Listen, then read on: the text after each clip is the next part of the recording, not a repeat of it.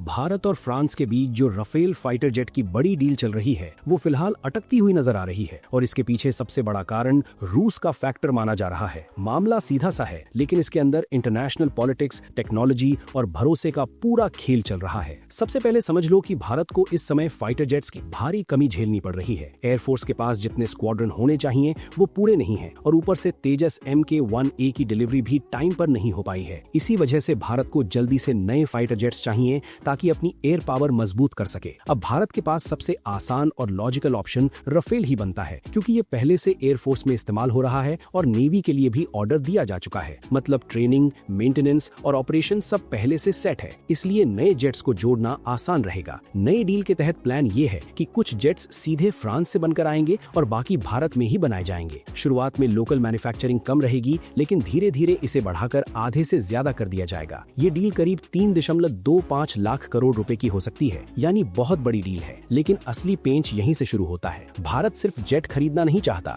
बल्कि उसमें अपने खुद के हथियार और मिसाइल सिस्टम भी लगाना चाहता है। खासकर ब्रह्मोस मिसाइल जो भारत और रूस ने मिलकर बनाई है उसे राफेल में लगाने की योजना है। इसके लिए जेट के सॉफ्टवेयर और सिस्टम तक गहरी एक्सेस चाहिए। यहीं पर फ्रांस को दिक्कत हो रही है। फ्रांस को डर है कि अगर भारत को इतना ज्यादा टेक्निकल एक्सेस दिया गया तो कहीं ये सेंसिटिव टेक्नोलॉजी रूस तक न पहुंच जाए, क्योंकि भारत और रूस के बीच लंबे समय से डिफेंस रिलेशन बहुत मजबूत है और भारत की सेना में अभी भी काफी सिस्टम रूसी ओरिजिन के हैं। फ्रांस एक नाटो देश है और नाटो इस समय रूस के खिलाफ खड़ा है, खासकर यूक्रेन युद्ध के बाद। ऐसे में फ्रांस किसी भी हालत में अपनी एडवांस टेक्नोलॉजी रूस के हाथों में जाने का रिस्क नहीं लेना चाहता।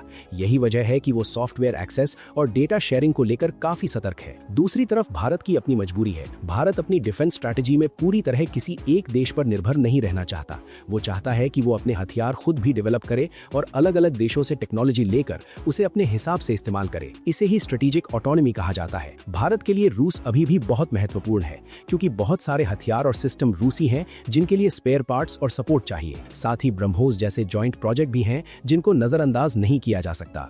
अब यही बैलेंस बनाना सबसे बड़ा चैलेंज बन गया है। एक तरफ फ्रांस है जो एडवांस टेक्नोलॉजी देता है लेकिन शर्तों के साथ। दूसरी तरफ रूस है जो पुराना भरोसेमंद पार्टनर है लेकिन अभी ग्लोबल पॉलिटिक्स में दबाव में है। इस पूरी स्थिति की वजह से राफेल डील आगे बढ़ने में देरी हो रही है। पहले उम्मीद थी कि जल्दी मंजूरी मिल जाएगी लेकिन अब मामला कैबिनेट कमेटी तक भी नहीं पहुंच पाया है। फिर भी ये डील दोनों देशों के लिए बहुत जरूरी है। भारत के लिए ये उसकी एयरफोर्स की ताकत बढ़ाने का सबसे तेज तरीका है और फ्रांस के लिए ये एक बहुत बड़ा डिफेंस एक्सपोर्ट मौका है। अगर ये डील पूरी हो जाती है तो भारत दुनिया में राफेल का सबसे बड़ा ऑपरेटर बन सकता है। कुल मिलाकर कहानी ये है कि ये सिर्फ फाइटर जेट खरीदने की डील नहीं है बल्कि इसमें टेक्नोलॉजी, भरोसा और ग्लोबल पावर गेम सब कुछ जुड़ा हुआ है। रूस और फ्रांस के बीच की खींचातान में भारत अपने फायदे का रास्ता निकालने की कोशिश कर रहा है लेकिन यही बैलेंस इस डील को धीमा कर रहा है।